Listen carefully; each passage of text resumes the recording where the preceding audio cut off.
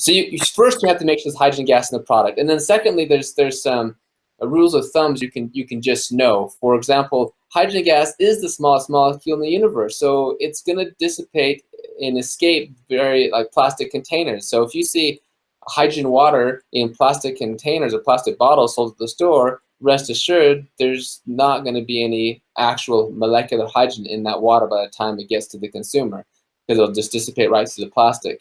So if there are ready-to-drink products, and those typically come in aluminum-type containers, and they can be made of, of pouches. Not all pouches work, so you certainly want to test that.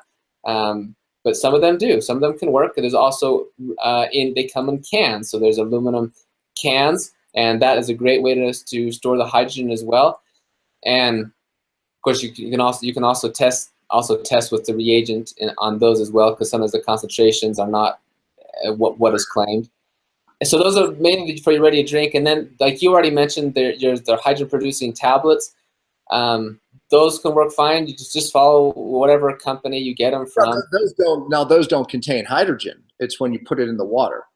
Absolutely right. They react with water to liberate the H2, if you will, and that makes the hydrogen gas. And so there's several of those tablets that you just want to follow the recommendations of the manufacturer, the company, to make sure you're doing that right. There's probably some scam tablets out there as well, actually.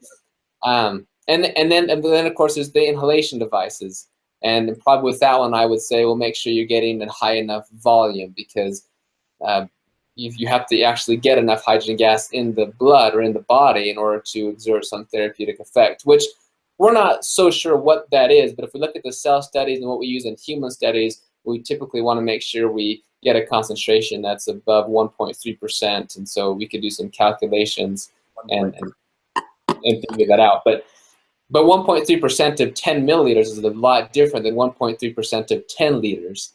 So we can't just go by the percent. We have to look at how much volume of gas is also being produced.